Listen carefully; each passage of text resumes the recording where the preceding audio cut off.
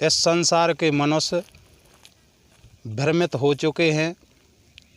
साधु संतों की बातें सुन के, प्रवचन सुन के कुछ संत लोग कहते हैं कि नाम का जाप करो, कुछ संत कहते हैं कि नाम के जाप से कुछ नहीं होना है।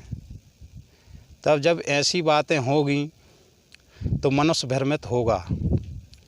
तो इसलिए कबीर साहब ने कहा है कि मन ते खोज ले सतगुर साचा। ऊंची दुकान देख मत भूलो, सोई पकवान है कांचा। और नाहक कान फुकाए नर तैने, वेद का भेद नहीं जांचा। मन ते खोज ले सतगुर साचा। मिले ना वेद भेद संतों बिन, व्यर्था नाच क्यों नाचा। मन ते खोज ले सतगुर साचा। कर सतसंग भेद जब पाहो, खुले भरम के ढांचा।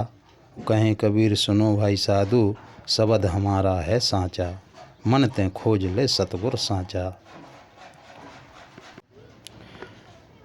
अब सतगुरु की खोज कैसे करेंगे। बहुत सारे साधु संत लोग सतगुरु बने बैठे हुए हैं। सही सतगुरु की खोज कैसे करें, ये बड़ी विडंबना है। तो जैसे आपसे कहा जाए कि आप दूध में से घी निकालो, तो आपको घी निकालने के लिए बहुत सारी मेहनत करना पड़ेगी। पहले तो आप दूध जमाओगे, फिर दही को मथोगे। दही को मथने के बाद में उसमें माखन निकलेगा। उस माखन को जब आप आग पर तपाओगे तभी आपको घी की प्राप्ति हो पाएगी। ऐसे ही सतगुरु की खोज करने के लिए आपको अपनी बुद्धि का उपयोग करना पड़ेगा। ये नहीं कि किसी ने कुछ भी कह दिया और आपने मान लिया। आपकी बुद्धि और विवेक से आपको पहचानना होगा कि कौन सतगुरु है। उसके लिए किसी भी संत के पास में बैठ कर के उससे विवेक विचार करना होगा। अब विवेक विचार कहाँ पे होगा। बड़े बड़े मंच लगे हुए हैं, वहाँ तक कोई भी आदमी पहुँच नहीं सकता है। उन संतों के पास कोई भी नहीं पहुँच सकता। सिर्फ उनके जो अनुयायी लगे हुए हैं, जो ग्रुप के आदमी हैं, सिर्फ वे ही उनसे मिल सकते हैं और संतों से आम आदमी कोई नहीं मिल सकता है। तो फिर ऐसे में कैसे विवेक विचार होगा।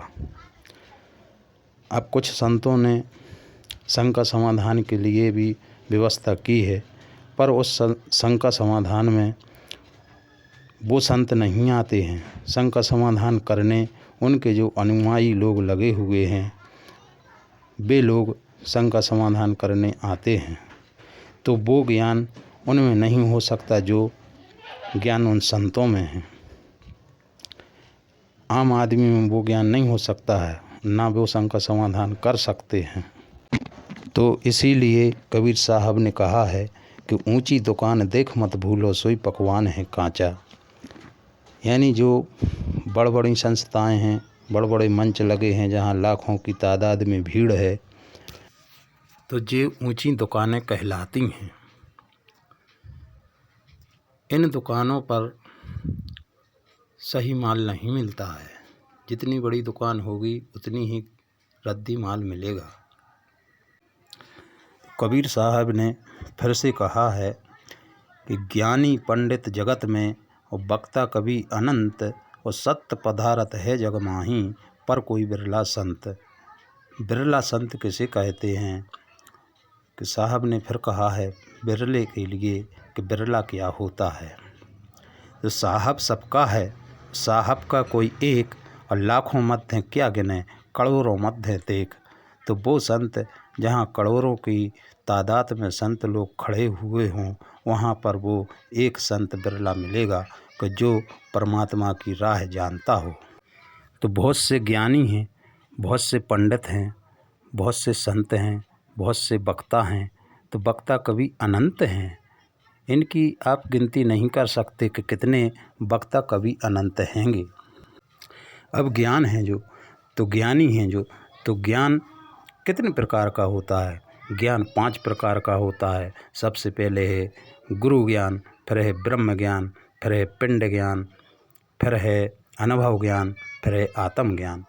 तो जब तक मनुष्य को आत्मज्ञान नहीं प्राप्त होगा तब तक ये ऐसे ही भटकता रहेगा मनुष्य।